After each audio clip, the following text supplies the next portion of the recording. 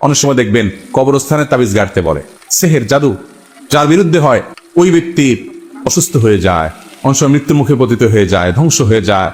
বিভিন্ন পুতুলের গায়ে আপনার পিন মারা থাকে, নানাভাবে হয়। আজকাল এগুলা ঘরে ঘরে হয়ে গেছে, জনে জনে হয়ে গেছে।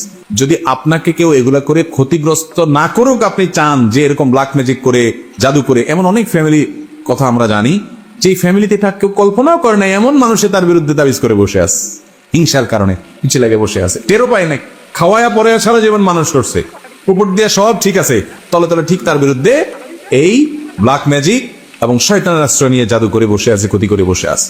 রোগ বালাই আর ভালো হয় না, মৃত্যুর দিকে চলে যাচ্ছে, ভয়ঙ্কর অবস্থা হয়ে যাচ্ছে। যদি আপনি চান যে এগুলা কোনোটাতে আমার যেন ক্ষতি না হয়, তাহলে আপনার করণীয় হলো সকাল সন্ধ্যার দোয়া জিকির গুলো কখনো ছাড়বেন না, নিয়মিত পড়বেন। সকাল সন্ধ্যার সব দোয়া পড়তে না পারেন, অন্তত 3 কুল, সূরা ইখলাস, সূরা ফালাক, সূরা নাস 3বার সকালে, 3বার সন্ধ্যায় পড়েন। বিসমিল্লাহিল্লাযী লা ইয়াদুররু মা'a ইসমিহি শাইউন ফিল আরদি এটা পড়েন।